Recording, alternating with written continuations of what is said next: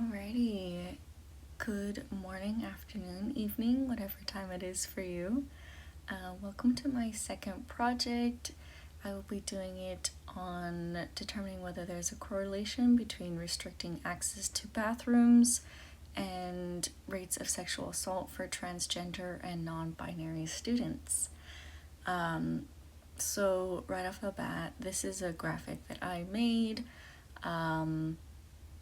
Just as a title page, and also because I thought it was representative of the subject matter. Kind of an abstract door in the middle there to represent a bathroom, and then silhouettes of different people and figures, and how some of them aren't leaning more towards one gender or the other, how they're kind of inclusive.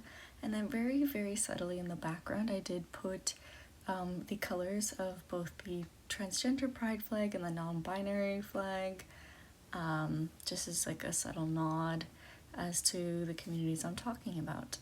And then at the bottom you can see the catchphrase I created, safety and access, and we're going to be talking about that a little bit more.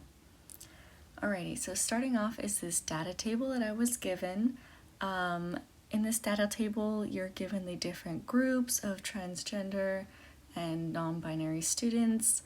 And the following column is bathroom restriction scores. So on a score of 0 being no restrictions in place, and 1 there being restrictions on bathroom access. And then in the column on the furthest right is sexual assault rates in percentages. And just looking at this data table right now, we can see that non-binary students assigned female at birth had the highest sexual assault rates out of any of these groups, with trans feminine assigned male at birth being the second highest group. So what is it going to look like if we were to graph it? Here we go. So what I did here is that I inputted all the data into a table in Excel, bathroom restriction scores being the X and sexual assault rates being on the Y. And I told Excel to graph a scatter plot, and that's what you see here. And as you can see, I fitted a linear regression line, which gives you the slope. So our regression line is y equals 12.175 plus 20.65, and the slope being 12.175. So what does that tell us?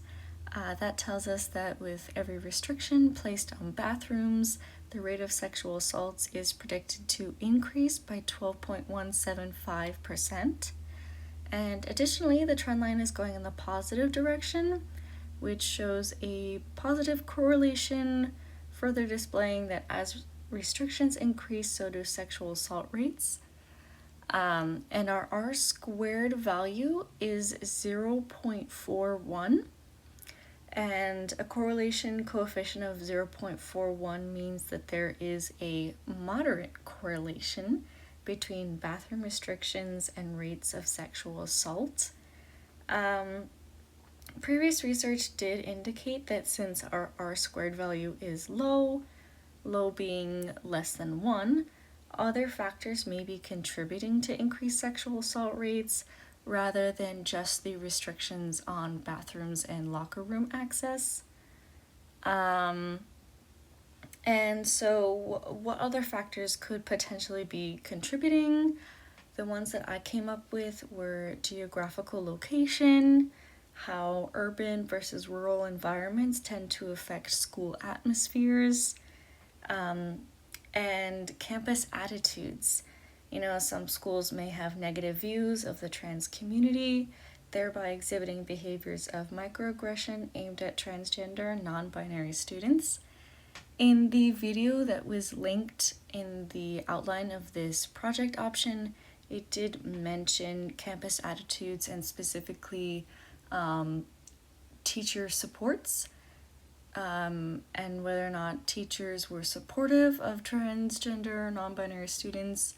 and how that could potentially be linked to sexual assault rates of transgender non-binary students rather than exclusively restricting access to bathrooms.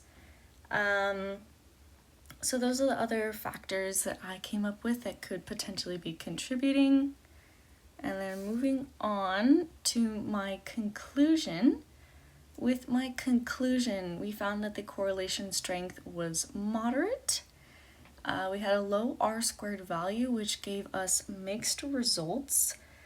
And I think that a study including several external factors as well as demographics would improve the findings and make them more solidified and less mixed. And then we can see here in the bottom portion discussion. So policies, whether well-intended or not, can have unintended consequences on many people, especially marginalized groups. We see that time and time and again with not only the LGBTQ plus community, Hispanic, Black students. We see it across a lot of marginalized demographics, and policies such as safety policies, which aim to protect students in vulnerable places from malicious acts. They, in this case, have done the opposite, pointing out differences in the student body, excluding people, and unintentionally leading to harm being done in the case of microaggression and even assault. So it's my personal recommendation that legislators and anybody in decision-making roles exercise caution when making these determinings. And on that note, I think that when legislators or those in charge of decision-making are trying to pass these kinds of rules that involve a specific community, I think that they're forgetting to involve said community in the discussions. Something we talk about a lot in student government is if you're going to write a piece of legislation about a group of people, you need to involve that group of people to make sure you are advocating properly. You don't want to misrepresent a group and unintentionally cause harm, like this rule might have done in this case.